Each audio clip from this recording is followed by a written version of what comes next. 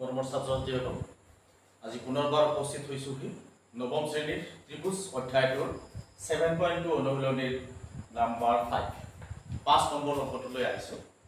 তোমালোকে ইয়াৰ পূৰ্বৰ ভিডিঅ'সমূহ নিশ্চয়কৈ চাইছা আৰু বুজি পাইছা ভালদৰে। আজি মই 5 নম্বৰ অংকটো তোমালোকক কৰিম। চাবা, একেডাল ভূমি BCৰ ওপৰত ABC আৰু DBC দুটা সমদ্বিবাহু ত্ৰিভুজ। দেখুওৱা যে এংগুল ABD সমানে এংগুল ACD। ABC আৰু BDC দুটা সমদ্বিবাহু ত্ৰিভুজ। আমাক ছবি দিয়া আছে, কিতাপত তোমালোকৰ ছবি দিয়া আছে চাই লবা।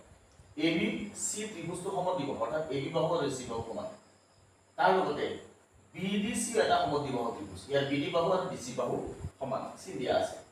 তেতিয়াহ'লে আমি প্ৰমাণ কৰিব লাগে এংগুল ABD সমান এংগুল ACD, অৰ্থাৎ এই কোণটো, এই দুটা কোণ লগ লাগি B কোণটো সম্পূৰ্ণ কোণ, আৰু কোণ দুটা লগ লাগি সম্পূৰ্ণ C কোণটো প্ৰমাণ কৰিব আছে। ইয়াৰ সৈতে ই সমান। তো আহা আমি প্ৰমাণ কৰিম। প্ৰথমতে আমাক দিয়া আছে কি ABC এটা সমদ্বিবাহু ত্ৰিভুজ। ABC এটা সমদ্বিবাহু ত্ৰিভুজ হলে 7.2 উপপাদ্য তোমালোকে পাইছা যে সমদ্বিবাহু ত্ৰিভুজৰ সমান বাহু দুটাই তৃতীয় বাহুৰ সৈতে উৎপন্ন কৰা কোণ দুটাও সমান। অৰ্থাৎ ABC এটা সমদ্বিবাহু ত্ৰিভুজ হলে সমান বাহুৱে, অৰ্থাৎ AB আৰু AC বাহুৱে উৎপন্ন কৰা কোণ এইটো আৰু এইটো, এই ত্ৰিভুজ ABC তে ত্ৰিভুজ ABC এই কোণ দুটা সমান হয়, এই কোণ দুটা সমান। তো এই আমি কম যে সমদ্বিবাহু ত্ৰিভুজৰ আমি দিম ত্ৰিভুজ ABC সমদ্বিবাহু, ত্ৰিভুজ ABC সমদ্বিবাহু যাৰ AB সমান AC।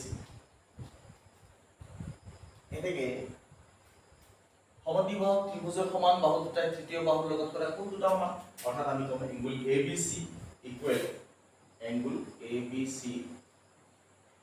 Equal angle ACB।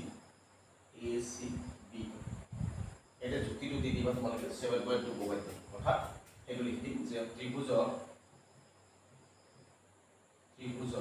সমান বাহু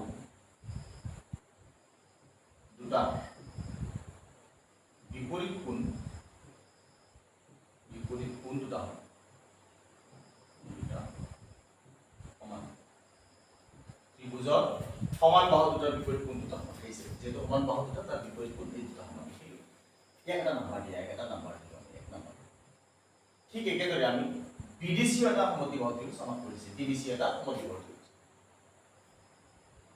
একেদৰে BDC আমাক DBC আমি DBC লিখিম। একেদৰে DBC এটা সমদ্বিবাহু ত্ৰিভুজ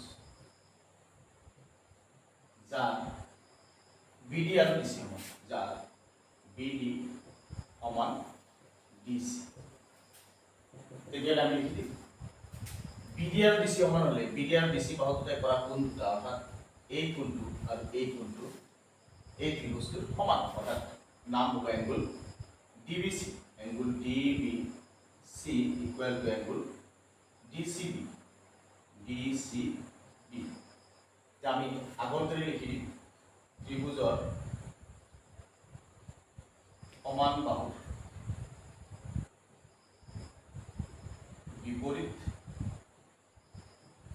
কোণ দুটা সমান।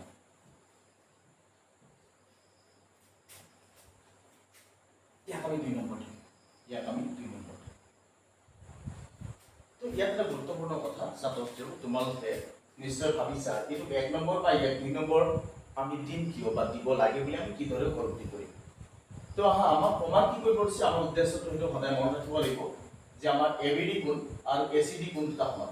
তো ABD কোণ আৰু ACD কোণ দুটা সমান প্ৰমাণ কৰিব লাগিলে ইতিমধ্যে আমি যিবিলাক কৈ আছো নাম্বাৰ 1ত এংগুল ABC সেই ABD কোণৰ এটা অংশ, ACB সেই ACD কোণৰ এটা অংশ।